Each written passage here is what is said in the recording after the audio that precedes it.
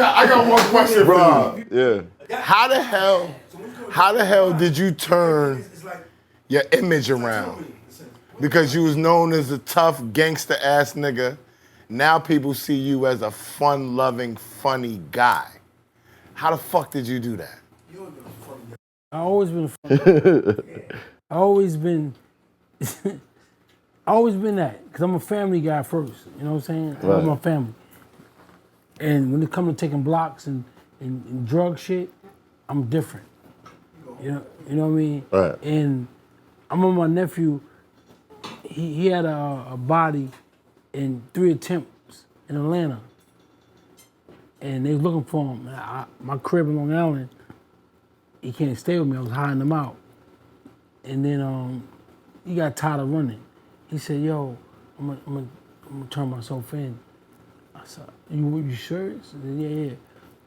So I would go to Atlanta. Now we down in Atlanta. We talking to him in the garage. And I'm telling him I'm worried about him because I know prison. And he said to me, he said, my nephew Joe, he said, I'm different in the streets than I'm around y'all. Like I'm family, I'm fun, make jokes, but I'm in the streets, I'm something totally different.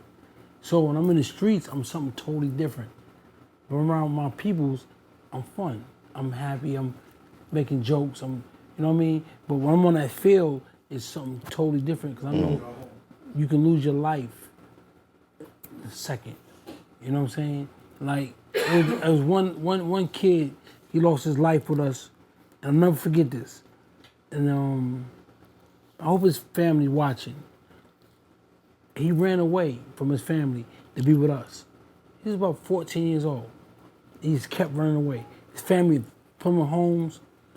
He's, I'm back, yo, I'm back. I'm with the team, I'm back. I was looking at this nigga like, yo, we gotta stop running away, man. You know what I mean? You have family call the police on us. Now I'm back. And I'll never forget this. God bless the horse. Horse was like young, but he was like a big young dude. Like, you know, he can fight. He was like all the young dudes look up to him. And I remember this day, I was in the projects, me, God B, and Prince.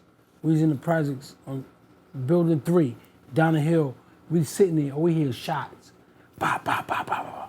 So I'm like, so we all looking. So B, you know, God B was the one that taught Preem. Like, he was the dude that, hey, listen where the bullet's coming from. So we looking, so niggas like, yo, it come from that way. So we start going towards that way. So we get to that way, we see guys laid out. Guys? Yeah, guys laid out on the ground, shot. Like, no, I'm saying it was multiple guys. Multiple guys on the ground. And the young guy I was telling you about was laid out on the ground. And I looked over him, I looked at him, and he had blood come out his ears, you know what I'm saying, in his mouth. And God B looked at me, he said, he's dead. And he's a young kid. I'm looking at him like laid out. He said, let's go, we out. You know, nobody want to be there, you know what I mean? Police, you don't want to be there when the police show up. Yeah, police show up. So niggas that we out. And I looked at this little kid, and I was like, and I was fresh with the team, not fresh, but I was down, you know, and I thought about it, I'm like, that simple, we can walk away from this kid here, this dead. And it stuck with me for my whole life. Like, watching this kid be happy to be down with us, but then he get murdered. That was what God was trying to show you what was to come. Yeah. So it's funny you said that, because what made me quit the game, I knew it was over, and I want to start doing my music. It was this guy named Rashawn. He was Horse's man, and they went to jail, right? He been gone for like 10 years. I'm on the block on 119, and he came in, he just stared at me, he looked at me. So it's my block, so everybody outside, you know, guns in the garbage can, you know, everybody outside. So he looked at me, so I told my man, I said, yo, watch him. He goes in the chicken joint. So he in there, well, he come back out. He look at me, he said, "You named Bimmy, right?" I said, "Yeah, what's up?" Right, so now niggas on him already. I said, "Yeah, what's up?" He said, "I'm Rasan." Now mine still didn't click on me because the energy he gave me, so I wasn't really paying attention to his name or where I remember him from. He said, "You know, no horse, that's my brother." I said, "We were horse." And I said, "Oh shit, you should be in the park." We hugged, right? I said, "When you come home, bro, we kicking it." He said, "I just came home, you know, this week, you know, but his baby mother was from Queens. He from like Harlem. So he called my phone and said he's in Harlem. His baby mother is partying, and you know, she had a baby in her, the baby's dead. You know, he told me all type of shit." I said, "Don't worry about it, I'm coming to Harlem now, I'm coming to pick you up, bring you to Queens."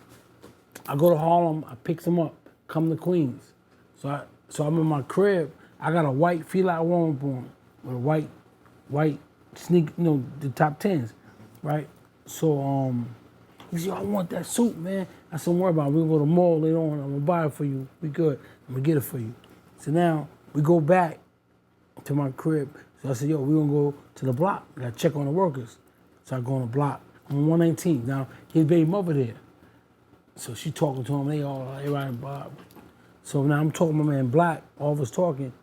So my eye, I see a nigga with a bandana on his head, on you know, around his face, and I see Rasan fighting the nigga go for his chain, and I watch him like duff him out, right? So I turn, I spin, so I go over there. Next thing you know, I see a nigga come from the corner, just start to shoot. I said, "Oh shit," and I backed up, and they were shooting him, and I runs in the change store with everybody clear the block, and I'm like, "Yo, where the guns at? Where the guns at?" And niggas ain't put no guns in garbage. Niggas had no guns. I'm like, "Y'all niggas is crazy." So I'm in the Chinese restaurant. I mean, what's them niggas, the African niggas, whatever, the chicken joint. So I go in there.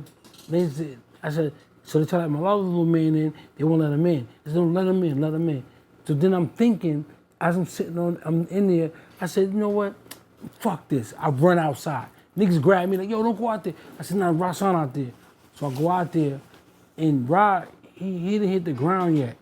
He like this, and I grab him.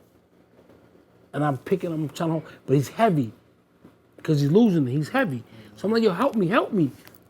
So as I'm trying to hold him, his head hit the ground. Boom. That was it. That was it. I said, "Put him in a car, take him to the hospital." They put him in a car, take him to the hospital. It started drizzling. I said, "He gone." You know what I'm saying? They're washing his sins away. He gone. So 3 days later, 4 days later, whatever, I'm on the block. Detectives come, they get the car, one here.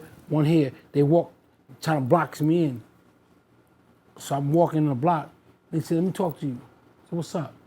He said, they said the hit was for you, right? I said, "The hit was for me." I said, "I had all white on." How the hit for me? I had all white on. You know what I'm saying? It was a robbery, you know what I'm saying? And it just fucked me up that he lost his life. He just came home for nothing. Like, you know what I'm saying? Like, he lost his life for nothing. And I was like, this ain't for me. It's Hoffa. Trapper turn smack rapper. Only smack rapper that you know is smack rappers. Got bars, I can hang with the backpackers. Trap star, I don't hang with the backpackers. I'm in the hood with the work, you heard. Making fiends leave earth, you heard. Got your baby mama thirst, you heard. Feel the flow, nigga, throw it in reverse. This the wave you need to surf, you heard.